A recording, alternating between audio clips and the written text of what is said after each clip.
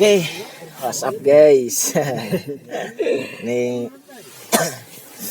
kembali di channel Hot Sweet.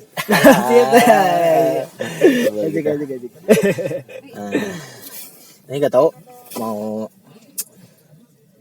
namain kontennya apa. Cuman di sini kita mau kayak belajar sejarah aja gitu ya, no? Kayak di sini saya sendiri Roni ngajak rekan saya nih yang agak sedikit ngerti gitu tentang sejarah gitu ya, nah. Namanya Rino Ilya gitu. Oke. Nah, sekarang itu jadi kita itu bakal ngejelasin bukan ngejelasin ya, kayak sharing sejarah aja gitu ya. Yang sejarah di tempat-tempat yang akan kita kunjungin gitu. Dan kebetulan sekarang itu kita lagi ada di daerah Jawa Tengah, di salah satu gunung Jawa Tengah yang mungkin banyak orang sini ya. Iya. Itu lokasinya di Dieng, yaitu Gunung Prau. Nah, kita tadi berangkat dari jam berapa ya? Jam 2 ya? Jam 2-an. Itu hujan ya. Rencana itu berangkat jam 10, cuman karena hujan jadi sampai jam 2. Itu pun pas kita naik masih hujan tuh. Kita nyampe sunrise camp jam 5 ya. Iya, ada jam 5. Nah, sekarang menunjukkan pukul 9. 9.15. Iya. Sini kita mau coba sharing-sharing tentang sejarah aja gitu. Tentang yang ada di kawasan Gunung Prau ini gitu. Nah, langsung aja ya. Iya. Basa-basi. Karena saya juga nggak tahu mau pertama apa. Rani mungkin setidaknya pernah lihat di YouTube atau apa tentang cerita Dieng apa. Sedikit. Nah, ya. Tahu sih ya gitu. Mungkin di sini nanti ada yang apakah benar apakah enggak. Nah, gitu ya intinya. Kadang kan yang namanya mitos atau ini apa ya, kabar dari mana ya. Walau alam cuma yang tahu juga gitu ya. Kita juga intinya di sini cuman kayak sharing-sharing aja lah, bercerita aja gitu. Siap. Apa yang bisa dijabarkan di sini gitu. Oke. Siap. Nah, gimana Ino? Menurut Ino tentang Gunung Prau ini gitu? Kalau menurut saya, dari penglihatan saya dengan mata batin saya gitu. Tapi sebelumnya saya mau dulu ya, setidaknya ini tetap aja yang tahu tuh lebih tahu tuh tetap yang di atas, itu Gusti Allah gitu. Untuk agama Islam dan untuk yang agama yang lain mungkin itu beda-beda. Ya, untuk saya lihat, tapi saya sebelumnya saya punten bisa aya di tempat nuli dia bisa anu ganggu dia, maksudna teh bisa aya anu da hayang ngelikukeun sajarah di dia gitu. Yang Nah, kita dipotong. Jadi kita itu kebetulan dari Bandung ya. Jadi kalau misal kita bahasanya agak campur-campur, mohon maaf ya. Karena biasa kita ngomong Sunda gitu di Bandung, di Jawa. Jadi kadang suka bawa gitu ya, bahasa Kabayan gitu. Oke, dilanjut sama Kang Rino. Iya, siap. Siap. Kang Radi. Betul deh. Namun abdi ninggal mah dina sejarah di Dieng di teh abdi teh itu pas kadua kalina gitu ka dieu teh. Sebenarnya di seueur pisan sejarah nu ieu teh kaulik gitu nya mari. Dina aya sunana oge di dieu teh aya gitu meninggal mah mohon. Cuman anu mun ninggal ieu mah tetep kabudayana, misalkan budaya teh maksudna teh dina budaya leluhur, misalkan kanu Sunda main menima main wiwitan kejawen gitu nya mah. Nah tetep meninggal abdi mah di dieu mah mun ieu mah di wayangan ninggal teh jeung mun ieu mah dina paean teh jadi aya disebut teh mun ieu mah Dharma menerima hidup, mau mah duka abdi teh hilap teh. Dharma lagi ya. Ya mohon. Tapi kadang-kadang tetap mun mah Jawa sareng Sunda kadang-kadang sak aya keterikatan da duluna gitu. Mun mah duluna Tatar nya mun mah Nusantara teh ku Sunda teh ya gitu. Gitu. Jadi Kerajaan Sunda gitu. secara kilas itu jadi daerah Nusantara itu masuknya kerajaan Sunda gitu. Kerajaan Sunda. Iya. Sunda. Ya sekarang yang kiat-kiat. Nah, bahasa Jawana kan aya seueur ya. Di Sunda ge aya bahasa Jawana, misalkan masih nu diangge teh ku Cirebon, daerah Indramayu, tapi aya benten-bentena bahasa Jawana teh gitu. Nah, sekarang lah balik lagi ke topik ya, ke topik Dieng. Ya, di Prau Gunung Prau. Itu orang Prau. Ayeuna abi bade ngaekeun ka Sunan ya. Kabupaten ya bisa aya nu kaya. Di dieu teh aya Sunan namina Sunan Muhammad Arif. Muhammad Arif. Dia mah ieu teh di teh nu menyebarkan agama Islam. Dia teh linggihna di Dieng. Tapi ayah anak cucunya teh masih ayah gitu dia teh. Nonton kena di dia, di hurufnya di dia. Tapi sana sekitaran Prau, tapi sekitaran Dieng. Kan Dieng deh. Iya, mohon dihandap. Nah, saya pisan gitu, mau iya mah mau di bikin mah bagi sesah gitu aja nggak ada ikan sesah lah mau dia mah gitu ngaikan tengah jembatan agama yang sama teh bijak masalahnya di dia masih nggak bungkur lah mau dia mah mau disebarkan mah mau terang teh mau dia mah ku dharma eta teh masih Hindu lah mau dia mah itu bahasa gitu ya. Iya. Nah, mun tinggal di itu masih aya angkut pauta jeung Candi Borobudur. Nu aya Borobudur yang di Jogja ya. Tah. Bayar sesilah nade di Candi Borobudur. Nu eta Candi Arjuna nu aya di Dieng di dieu. Oh iya. Jadi masih ngayekeun nganut ku dewa-dewa jeung ku alam mun mah gitu. Alam gitu. Aya di dieu teh mun mah patilasan misalkan curug sareng danau ninggal mah gitu. Jadi emang tacan kaian ku jamah ku orang. Di sini tuh. Ya ada ninggal mah. Jadi tuh karena eta tempat pemandian kemudian mah ku bidadari teh mun mah itu bahasa nama gitu. Ibari pengkur gitu. Sekarang mun dina kerajaanna mun ieu mah masih ada hubungan sareng Sriwijaya. Tapi teh pada nyebarkan ieu tapi aya rada ieu betul deh sebenarnya. Ada apa?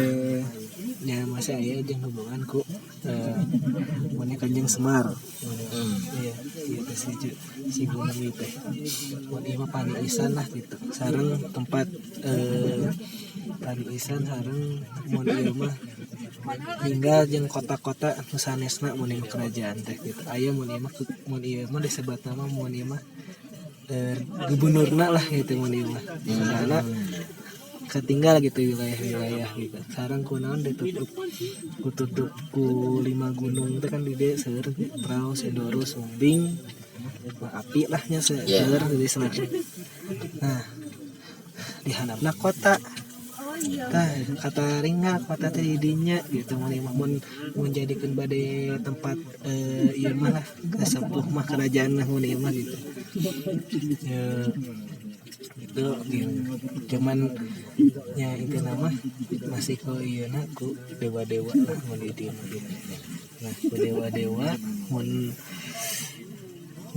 lebih ieu nama mun ieu ku nya Kanjeng Semar eta gitu. Masih nama dia masih nama gitu. Mau ngayakeun ku nya mun 5 mun duka sabaraha gunungnya di Jawa tapi ya abdi. Mun 5 gunung duka sabaraha nya 5 gunung meureun. Jadi kalau misalkan ada salah bisa dikoreksi gitu. Itu cuman kayak yang bisa dijabarkan sama ilmu aja gitu. Iya, jabarin lah itu. Ini ke Kanjeng Semar, nyano tokoh-tokoh masyarakat di dia, nyano manut dharma eta, ku pawayangan, bidadari, nya kumaha lah, nu mah gila teh gitu. Itu di daerah Gunung Mesanis lah dia mah, yang warga-warga setempat gitu mana gitu. Ya lebih namanya Pak seueur lah gitunya begitu tiasa ngaeukeun kitu nya gitu cuman tuh bisa tiasa ngaeukeun cuman intina mah ieu nya yang masih aya berhubungan lagi ku Prabu Sriwijaya eta nu Majapahit jadi mohon di daerah Dieng itu Dieng itu ya ada hubungannya sama kerajaan Sriwijaya gitu. sekarang yang incuna Prabu Siliwangi. Oke. Karena kebetulan kita di Jawa Barat kan. Siliwangi itu dari Jawa Barat. Oke. Ini cukup menarik juga ya. Bisa dijelaskan apa hubungannya sama Prabu Siliwangi itu? Iya. Jadi sebenarnya ya dukanya abg walau alam sebenarnya aya nu tos aya tos nikah gitu mun ieu mah duka putana kasabaraha nya Putra dari Sriwijaya. Oke. Ya, sareng duka incu ka incu duka putra ka putra gitu ya. Abdi punten teu bisa nyebut ke sabida mah intinya mah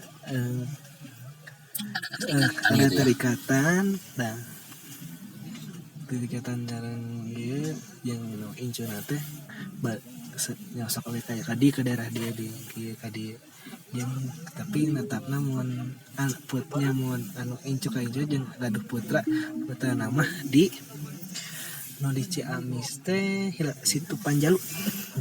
Nah jadi teh jadi hubungannya jadi nikah sareng namanya sebenarnya bisa kaincu sih kaincu yang Sriwijaya tapi gaduh oge di dia teh mun ieu mah panempatan oge tah teh gitu. Nah gaduh putra nah tenak sareng ieu mah kiai. Nah sebenarnya kiai teh orang masih sekitaran di tapi linggih di Ciamis gitu nih Ciamis ya mohon sakti lah mohon ya gitu tuh kayak itu teh ka mulima Incuna Prabu lah mulima Incuna teh tong nyandak mulima boboahan bukan naon ya gitu. Tong nyandak boboahan eta cenah bisa aya kata siapa itu? Sarak kang cek ya gitu. Oh iya. Ke siapa? Ke Incuna Prabu Siliwangi sama Incuna Prabu Sriwijaya. Oh oke. Ternyata cenah bisi aya eta tos di laser, tos di dangu, tos nyamu tos di wartosan tapi tetep we dicandak. Nah ieu ngubah jadi ieu lah cenah ieu mah. Nah yang teh jadi ieu lah benar mau gitu. Nah diajakan teh tetap di situ Panjalu tapi sok saling ka dieu oge ka Dieng mohon ka sekitar 5 gunung ini. Nah kayak eta teh nyamai berhubungan sareng ke Semarang kita Semarang deh ya sering ka dieu lah menima ameng lah yang ngajaga gitu menima sekitaran dia oge mohon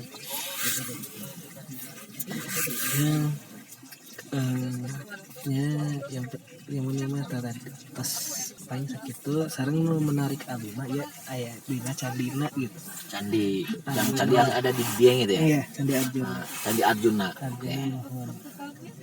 Jadi Oke. Candi Arjuna. Ada berhubungan dengan Candi Borobudur. Gitu. Iya, jadi jangan Borobudur ada mereka tuh kieu. Nah, nya mulai mah Candi Borobudur di dunia aya gitu nya gitu. Tah itu teh nyandi teh itu tapi tengah wartasan gitu wartasan. Cuman aya sisilahna di dinya Candi Borobudur gitu. Teh cuman duka gitunya nu ngadamal nama saha gitu menurut Candi Borobudur teh. Cuman ka nyan tempatkan candi oge di dia yang bikin ya mas gaduh oge cenah mun mah ga nu dulu ngadamel candi Borobudur gaduh oge mun ieu mah istri oge di dia cenah gitu gitu. Tapi dok katanya nyebabkeun nama lagi Dari zaman dulu, zaman kerajaan teh gitu ya. iya jangan ya teh gitu. Akhirnya ada menarik teh gitu. Kita kuantanya sambil ngarokok. Dah nyerita lah anak-anak biar ada ya. Itu panik. Santuy.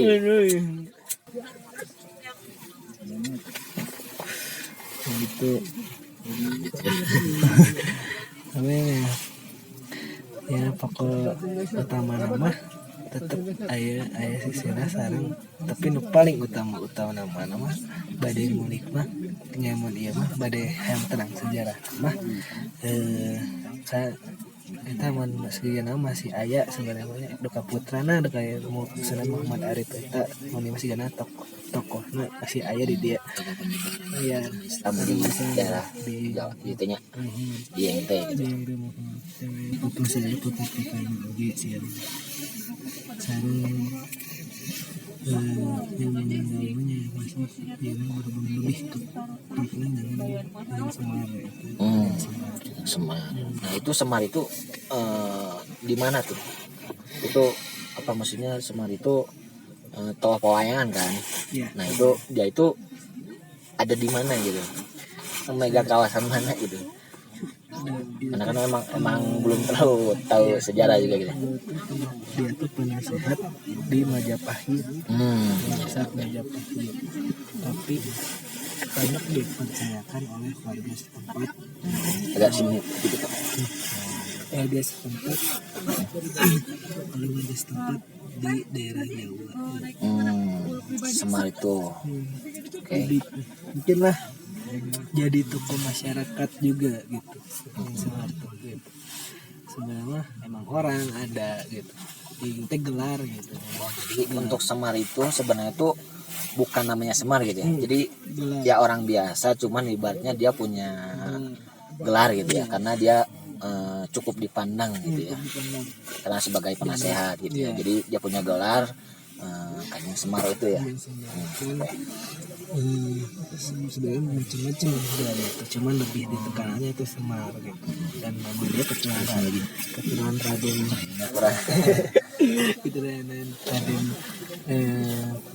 keturunan tokoh juga daerah Jawa gitu. Namanya Mbah Dalem lagi kita sanggaikan Mbah Dalem gitu ya. Cuman ya teman ya ku iya nak bijak nak gitu ya misalnya teh ya, jadi weh keluarga teh iya jeung sedang berhubungan dengan gunung-gunung di daerah Jawa Tengah ya. Iya Jawa Tengah ya, Dikelilingi ini gitu ya. Kayak salah Sindoro, Sumbing, Lamat gitu ya. iya Oke. lebih ini lah gitu yang kadang-kadang yang baik gitu yang menjadi kunci gitu ya di pondok peta gitu orangnya terkenal eta gitu nya masa kan aku bijak na eta gitu jadi iya warga-warga teh setempat gitu tapi tetap nama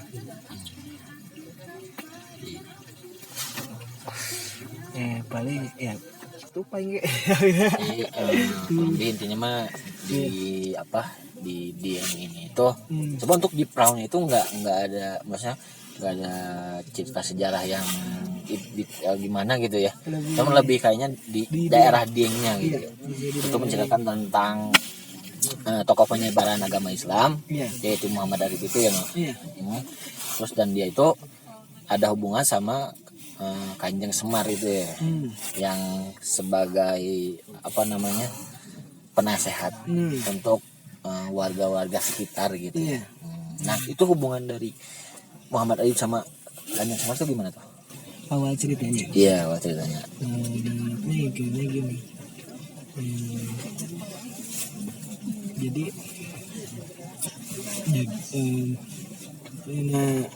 hampir sebenarnya banyak kalau misalkan untuk yang dari keturunan raja ke kerajaan gitu kebanyakannya. Dan sebenarnya kerajaan tuh masih hampir dikuasain tuh sebenarnya bukan sama orang lain lagi gitu. Jadi masih saudara ini saudara ini saudara ini gitu kadang-kadang. Iya. Cuman hubungan keluargaan gitu ya. Cuman Kerajaan. namanya politik ya terkadang ada wae lah kita saling adu domba atau apa gimana untuk menempatkan kerajaan. Nah, terkadang untuk kerajaan tuh banyak kerajaan itu tidak menginikan soal agama gitu kan. Iya, soal agama. Silahkan memilih agama. Silahkan. Ya, awalnya tidak tahu, cuman awalnya Muhammad Arif itu menyebarkan dan terdengar oleh Kanjeng Semar dan mendatangi Sunan Muhammad Arif dan menanyakan gitu. Sudah dia mengobrol lah tentang agama Islam dan mengobrol tentang agamanya Kanjeng Semar sendiri. Iya, enggak menentang. Jadi akhirnya jadi sharing akhirnya. Jadi intinya gini, Kanjeng Semar itu lebih kayak wah dia ini ada agama baru gitu ya yang penyebarannya itu.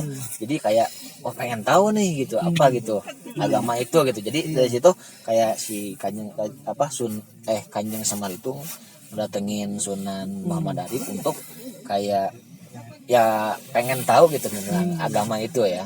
Oke. Nah jadi di situ mulai ada hubungannya relate gitu ya. Tapi dan sebelumnya emang udah tahu gitu. Sebelumnya dari cerita waktu di Jogja gitu. Dengan bertemu dengan Sunan, saya lupa lagi Sunan siapa lah di sana. Dan awalnya agama Islam tuh di daerah Jogja gitu kalau daerah Jogja. Sudah tahu dan ada ngobrol panjang juga dengan Sunan Muhammad Arif. Ya silahkan diizinkan dan ada ketertarikan juga dan saya tidak tahu gitunya, saya takutnya salah gitu ya, apakah Kanjeng Semar juga masuk Islam atau tidak gitu kan. Cuma ada ketertarikan dan persilahkan akhirnya untuk menyebarkan agama Islam gitu kan. Dan Muhammad Arif mengaras dengan Sunan Bonang, Sunan Bonang kalau Sunan Bonang itu kalau nggak salah gitu ya masih kalau misalnya yang lebih tahu boleh diralat juga sharing sama juga kata Sunan Kalijaga gitu apalagi sih dengan cara ya akhirnya dengan cara untuk menyembuhkan dengan pawayangan dengan disipkan dengan agama Islam. Jadi intinya gini budaya mulai saya tanggap gitu jadi kayak tokoh pewayangan itu jadi kayak itu tuh sebenarnya media untuk penyebaran agama Islam gitu ya. Jadi kayak karena dulu gitu ya. Karena dulunya lebih menginikan budaya misalkan kayak apa ya dulu masih ini apa ya namanya tuh sengajen atau apa gitu. Nah di inilah akhirnya tuh disisipkan gitu kadang-kadang oleh Sunan untuk bukan menarik ya maksudnya untuk sedikitnya menyebarkan agama Islam yang lain karena awalnya tuh bukan jadi sebenarnya bukan Hindu ya tapi kan kebanyakan bilang itu Hindu awal mulanya sebenarnya bukan gitu sebenarnya itu tuh seperti yang disebut tuh dharma itu gitu. Jadi kita tuh dua ke alam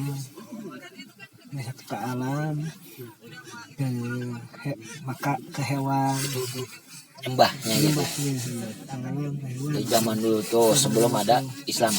Tapi itu untuk Hindu itu udah ada itu. Hindu belum belum ada. Ya malahan Islam dulu yang masuk sebenarnya. Sebenarnya itu jadi sebelum ada Hindu tuh penyebaran agama itu udah masuk Islam dulu ke daerah Jawa Barat itu gitu ya. Terus nah itu jadi lebih ininya tuh kenapa dewa-dewa gitu. Nah sebenarnya kan Hindu tuh sebelumnya macam-macam juga ya, ada dharmanya apa beda-beda. Oke, sebelumnya sebelum lanjut lagi bisa jelasin dharma itu apa? Belum rada kurang paham juga. Dharma itu jadi gimana ya? Lebih lebih kenal jadi ke jiwa lah gitu kan, jiwa gitu menemah kita nyatuk gitu ke alam gitu kan. Nyatuk ke alam, kepunyaan nih alam yang punya kita, jadi ke alam, balik lagi ke alam, balik lagi ke hewan. Maksud tuh hewan bisa dimakan nih. Nah, yang tak. Jadi lebih kalau ini mah lebih menginikan alam gitu. Alam lah intinya. Jadi untuk sebenarnya jadi dharma itu kayak agama juga gitu ya. Iya, jadi bukannya agama, jadi kepercayaan. Jadi kalau ini kitabnya lah, gitu beda-beda gitu kan. Kalau Kristen tuh ada Katolik, ada Protestan, nah itu ada agama. Jadi kitabnya itu yang beda tuh gitu. Iya. Jadi dharma itu lebih kayak ke agama apa tuh? Lebih ininya sih ke Hindu. Iya. Okay. Cuman beda, sedikitnya ada perbedaan gitu. Cuman ada samanya ke dewa-dewa itu gitu. Cuman lebih ininya ke dewa matahari gitu. Cuman ini mah gitu. Ada dewa matahari dan dewa yang alam gitu kan. Jadi yang kayak menyembah alam gitu ya. Itu. Lebih ini. Saya tidak tahu dharma apa disebutnya itu gitu. Jadi lebih ke nenek moyang lah kalau ini mah gitu. Ke luhur dulu. Luhurnya gitu ya. Luhur dulunya gitu. Karena ibaratnya dari luhurnya emang cara ibadahnya kayak gitu, jadi kayak ke keturunannya kayak gitu juga ya. Sebelum itu ada penyebaran agama Islam ke daerah Jawa gitu ya. Nah itu sebenarnya mah kalau diinikan tuh hampir ada gitu, hampir ada kesamaan lah. Waduh, warnanya gimana? Satu gitu kan mereka. Ya misalkan agak kecil dikit, sayanya kurang kelihatan. Misalkan ya nyerah apa ya, jadi ke ini yang penguasa gitu ya, mereka ajukan ke alam gitu. Kan kayak ke makanan ya, bisa baca doa dulu, mereka juga sama tapi dengan ini gitu. Nah tapi lebih disempurnakan gitu, lebih disempurnakan oleh agama Islam gitu kan ya. Kita lebih sempurnakan gitu. Nah karena awal sini dengan sharing lah dengan sama-sama yang lain yang mungkin ini ada hanya ketertarikan untuk lebih mengenal agama Islam itu gitu. yang dulunya ibaratnya megang kepercayaan dharma itu. Iya, itu. Ini tuh sebetulnya kalau ini mah, kalau yang dibilang ini adalah Sunda Wiwitan di Jawa gitu lah. Iya gitu. Mengenut yang dulu lah gitu. Cuman kayak Sunda Wiwitan, Jawa Kejawen itu maksudnya dharma itu. Iya. Iya. Cuman lebih ditekan, lebih ininya itu. Iya, untuk yang sekarang gitu ya bisa apa yang biasa disebut sama orang itu gitu ya. Iya. Cuman ya ada kopi dulu ya.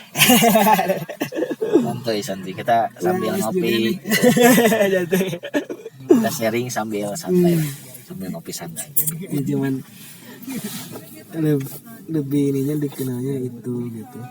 Cuman masih ada juga yang menganut masih dengan yang dulu juga dharma itu. Ya masih penuhnya ini. Dan yang dari saya juga, dari teman saya juga di Sunda Wiwitan pengen cina KTPT dan dari organisasi Sunda Wiwitan pengen ke ya, pemerintah melegalkan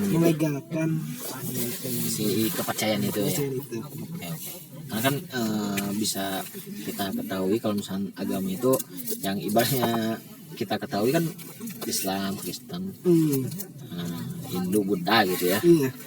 Cuman berarti di samping itu sebenarnya ada lagi apa kepercayaan lain gitu yang mungkin sampai sekarang masih dianut gitu dan bahkan pengen diakui gitu ya secara legal, secara pemerintah gitu. Oke.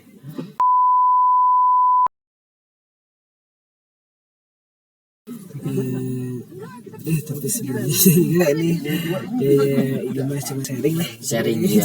Ya bukannya ini. Ya yang pernah tahu gitu ya. Iya. Jadi ini ya apa nggak bisa jadiin patokan juga. Jadi kalau misalkan ada yang salah ya mungkin bisa mohon maaf juga ya karena kita sebenarnya sharing sambil belajar juga gitu ya. Iya. Gitu aja sih. Ya mungkin dari Kang Roni bisa ada pernah dengar cerita tentang Dengue. Oh gini, jadi gini, sempat baca di internet gitu ya. Jadi gini, kan di Dieng itu tiap tahun tuh biasanya suka ada acara apa pemotongan rambut gimbal ya nih.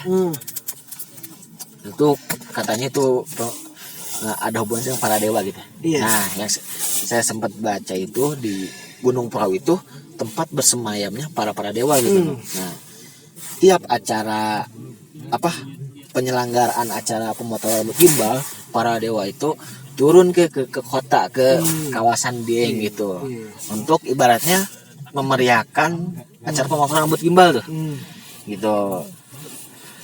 Nah, itu tuh para dewa tuh kayak bisa menyerupakan kayak orang gitu ya. Nah, itu yang saya sempat baca di internet gitu ya. Nah, dari situ apa yang bisa Ino simpulin dari cerita itu ya ini? Dari mitos itu ya. Gini ceritanya saya jadi masih juga ya. Jadi apa sharing aja berdasarkan yang Ino pernah tahu dan dengar gitu ya nih. Iya. Kalau misalkan ada salah juga bisa diralat juga ya. Bisa ibaratnya sharing-sharing juga sama kita gitu. Karena kita juga emang cukup tertarik dengan tentang sejarah gitu ya. Iya. Ya karena ini jadi dulu tuh ya dulu lah ceritanya mah ya itu tuh gitu ya. Saya tadi sebelumnya bilang ya lebih ininya dewa-dewa gitu kan gitu. Jadi ada yang itu tuh balik lagi ke sebelumnya. Dulu tuh ada tujuh bidadari anggapan mah gitu. Hampir kisahnya jangan taruh lah, hampir sama gitu. Kalau jenis saja jangan taruh gitu yang biasa suka di TV-TV gitu ya. Oke lanjut. Tapi ini bedanya bukan Namis Renang atau apa gitu ya. Cuman tujuh itu akhirnya menikah sama seseorang ada orang sini lah gitu. Oke. Ya gimbal gitu kan. Oke. Ya akhirnya di inilah gitu akhirnya mah di gimana ya di situ yang dijadikan oleh masyarakat itu jadikan suatu hal yang sakral gitu kan. Akhirnya setiap ada kelahiran anak yang gimbal akhirnya dibikinlah acara itu dan terkadang setiap anak karena ada yang menikah dengan orang sini gitu. Dan waktu itu dilihat oleh para dewa itu gitu. Dan akhirnya setiap ada yang lahir rambutnya gimbal akhirnya diacarakan dan dipercaya dewa-dewa turun di kota Dieng ini gitu. Kalau ininya mah kesimpulannya mah gitu kalau menurut saya sendiri gitu. Yang tahu gitu. Jadi intinya jadi zaman dulu tuh ada kayak 7 bidadari gitu ya. Yang ibarat kayak Jakarta Taruh gitu ya, mandi gitu ya. Yang nggak tahu juga sih saya, cuma kalau misalnya ada yang tahu bisa sharing juga. Kalau salah mohon maaf juga gitu ya. Kita cuma sharing aja gitu. Jadi ada 7 bidadari itu nikah sama orang sini gitu ya. Dan itu melahirkan anak rambut gimbal, dan dari situ dipercaya kalau anak rambut gimbal itu kayak dari utusan para dewa gitu ya. Nah, jadi di saat ada ngelahirin anak rambut gimbal atau misalkan ya pemotongan rambut gimbal per tahun itu, makanya yang di internet bilang para dewa turun ke ke kota itu ya mungkin dari situ hubungannya gitu relate-nya. Iya. Mungkin ada lagi nggak yang ini dia misalkan pernah dengar cerita selain itu? Ya sebenarnya banyak juga ya, cuman intinya sebenarnya ya kayak mitos-mitos gitu, cuman lebih kayak kita ini lebih ke sejarah aja gitu sih.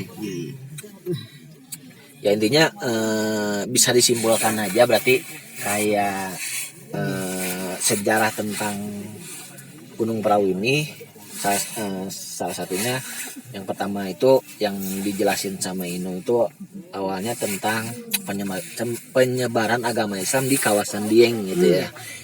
Yang disebarkan oleh Sunan Muhammad Arif itu gitu ya. Terus yang kedua yang masalah yang saya baca di internet gitu ya, yang sebetulnya kalau misalnya ada kan di Gunung Prau itu tempat bersemayamnya para dewa gitu ya. Oh iya, dari situ nih kalau misalkan ini tempat bersemayamnya para dewa gitu di sini tuh. Nah, kenapa gitu di Gunung Prau itu bisa dikatakan tempat bersemayamnya para dewa? Yang bisa Ino jelasan gitu kalau misalkan. Tapi ini Allahualam juga sih ya. Alhamdulillah saya juga gitu. Karena itu tuh ya kita kayak kita ya kalau ini mah gitu dengan situasi tempat gitu ya, kalau ini lihat dari situasi tempat di sini berbagai macam hal gitu ya, kalau ini mah di sini itu berbagai macam hal tuh karena ada tempat untuk kalau ini menenangkan diri gitu lah, menenangin diri lah gitu.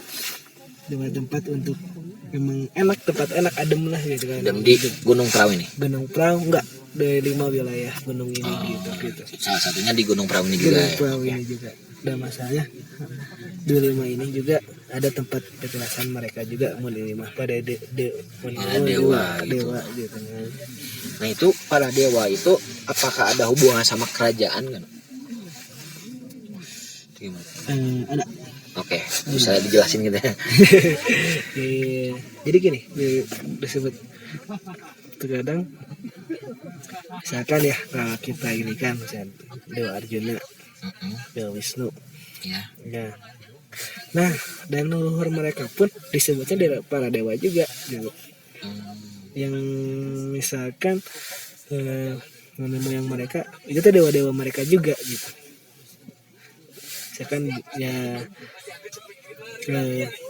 yang sudah meninggal dan tokoh misalkan pergantian raja gitu misalkan atau ini, nah itu kan leluhur mereka juga disebut di ininya dewa gitu kan. Jadi kalau misalnya kayak kerajaan itu terus ada leluhurnya itu bisa jadi zaman kerajaan itu dibilang dewa untuk para untuk kerajaannya gitu ya gitu. Leluhur-leluhurnya itu gitu. Jadi sama akhirnya dan oleh ini juga dengan masyarakat ininya dianggapnya dewa juga gitu.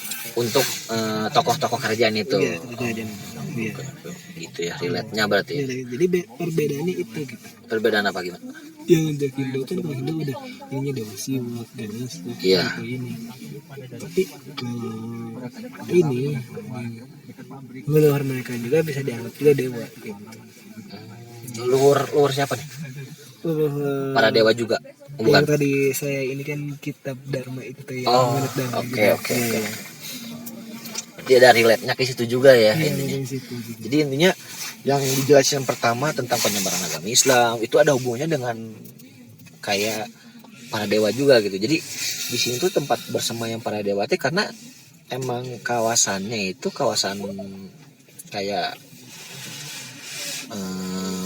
banyak peninggalan kerajaan gitu ya. Iya, jadi misalkan gini, jadi kalau lebih diinikannya misalkan Curug misalkan dulunya pernah dimandiin tempat atau enggak tempat bapak seorang leluhur di situ. Leluhur dari para di kerajaan atau dari para dewa? Kerajaan. Okay. Meninggallah di situ. Akhirnya jadi tempat petilasan. Akhirnya si leluhur itu kan misalkan banyak ya lebih ininya ke masyarakat ke yang lain lah gitu ya. Untuk dari tempat itu akhirnya ini kan jadi dewa gitu. Oke. Intinya jadi dewa itu lebih kayak di apa namanya, disebut oleh warga sekitar gitu ya, intinya gitu. Jadi itu tuh kayak zaman kerajaan, ibaratnya sebuah patilasan, dan dari situ leluhur itu bisa dibilang para dewa oleh warga-warga sekitar. Nah itu. Ini udah berapa ini ya kita ya ngobrol nih ke Reza. lama juga nih. Jam 10-an. Udah 40 menit nah. Jam. Kayak pokoknya intinya yang bisa diambil itu intinya apa no? Intinya yang bisa jadi pesan buat yang nonton gitu. Ya di bumi ini terkadang dari ya kita bercerita gitu ya, terkadang ya agama budaya itu sangat luas gitu dan berbeda-beda pendapat juga gitu kadang, dan tetap lagi balik lagi ke diri kita sendiri gitu untuk ininya mah bacanya, tapi kita ambil aja kebijakan mereka gitu yang bagusnya gitu, karena kadang-kadang ada pesan-pesan untuk anak incu lah anggapannya begitu, anak incu gitu ya. Incu lah gitu. Ya nanti insyaallah saya edit ada penonton kalau ada Sunda-Sundanya, siapa tahu ada yang nggak ngerti. Ada incu gitu, pesan-pesan dari kebijakan, meskipun kadang-kadang ya untuk sekarang untuk Nusantara ini tuh lebih ini kan agama Islam. Tapi kebijakan ya misalkan dulu-dulunya bukanlah, misalkan ada sebagian bukan untuk ya bukan Islam semua gitu, cuman kebijakan ya untuk anak itu lah kapan mah yang di tanah Indonesia lah kalau di Waya gitu, Nusantara lah ya tanah Nusantara tuh yang pengen lah gitu kebijakan, dan pengen ya kebijakan mereka teh pengen dianut oleh anak cucu gitu aja, jangan sampai salah gitu kan ya. Itulah mungkin kesimpulan dari saya Pak. Dari cerita ini bisa disimpulkan kalau ibaratnya sebenarnya yang namanya agama kepercayaan itu banyak gitu ya, dari para leluhur gitu. Cuman apa namanya, kembali lagi ke diri masing-masing untuk percaya hal itu gitu ya. Cuman dari situ kayak dari cerita sejarah itu bisa kita ambil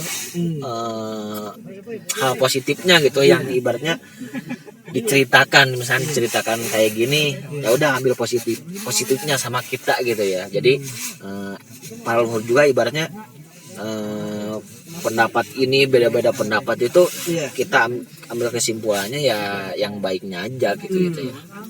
Masalahnya buat kehidupan kehidupan kita ya bersama gitu ya, kebahagiaan.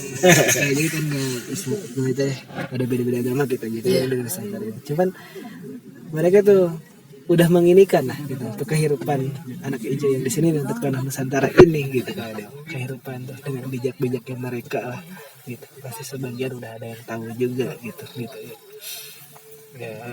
Anggapan mah kayak gini, pernah ada bahasa lah namanya orang tua dulu mah kayak bakal ayah besi kak kasih si pantai ya kayak rata api gitu ya, saya biasa dulu tuh gitu ya. Jadi kayak istilah-istilah zaman dulu gitu ya, kayak orang-orang tua dulu gitu ya. Nah, kalau kita disaring gitu, itu ada bagus lah untuk misalkan untuk kita kehidupan teh gitunya mereka. Ya itu mungkin lah saya bisa jadikan gitu. Yang bisa cerita yang bisa kita ambil itu ya intinya apapun kepercayaannya, apapun pendapatnya, kita hargai gitu ya. Selagi itu apa namanya positif buat kita ambil gitu ya. Betul. Nggak aja sih dari kita mungkin segitu aja ya dari kita dari cerita di Gunung Perahu ini gitu. Ini menuju udah jam 10 gitu. Cukup seru juga ya. Pokoknya segitu aja dari cerita sejarah dari kita. Sampai bertemu di cerita-cerita sejarah di selanjutnya gitu, di tempat-tempat yang akan kita kunjungi selanjutnya gitu. Oke, pokoknya stay tune terus ya di channel ini gitu. Oh sip. Oke, tutup closing. Sama Kang Radi. Ya ada bingung nih mau bilang apa juga, pokoknya Iya, terima kasih dah. jangan lupa like, comment, subscribe gitu. Iya. Udah gitu aja dah. Okay, thank you ya. Thank you Kang Rino. Siap.